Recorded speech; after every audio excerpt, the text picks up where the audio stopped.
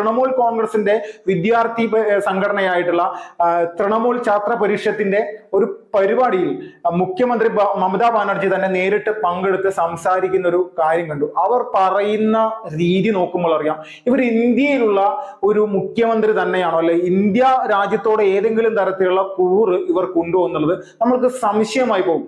സന്ദേശ് ഗാലി പോലെയുള്ള പല പ്രദേശങ്ങളിലും ഈ തൃണമൂൽ കോൺഗ്രസിന്റെ ഗുണ്ടകൾ ജിഹാദി ഗ്രൂപ്പുകളുമായി ബന്ധപ്പെട്ട് ചേർന്ന് നിന്നുകൊണ്ട് സാധാരണക്കാരായിട്ടുള്ള ആളുകളുടെ ഭൂമി അടക്കം പിടിച്ചെടുത്ത് സ്ത്രീകളെ ക്രൂരമായിട്ട് പീഡിപ്പിച്ചുമെല്ലാം ഒരുപാട് വാർത്തകൾ ഉണ്ടായതാണ്. പക്ഷെ സന്ദേശ് ഗാലി അടക്കമുള്ള പ്രദേശങ്ങളിൽ സ്ത്രീകൾക്ക് നേരെ ഉണ്ടായിട്ടുള്ള ആക്രമണങ്ങളടക്കം മൗനം നടിച്ചുകൊണ്ട് ഇതൊക്കെ BJPയുടെ ഗൂഢാലോചനയാണ്, BJP ആണ് ഇതിന് പുറകിൽ എന്നുള്ള രീതിയിലുള്ള കാര്യങ്ങൾ പറഞ്ഞുകൊണ്ട് BJP അധികാരത്തിൽ പശ്ചിമ ബംഗാളിൽ വരാൻ വേണ്ടിയിട്ട് നടത്തുന്ന പദ്ധതികൾ മാത്രമാണ് ഇതെന്ന് പറഞ്ഞുകൊണ്ട് എപ്പോഴും ഇതിനെ പ്രതിരോധിക്കാനായിട്ട് മമതാ ബാനർജിക്ക് സാധിച്ചിട്ടുണ്ട്. പക്ഷെ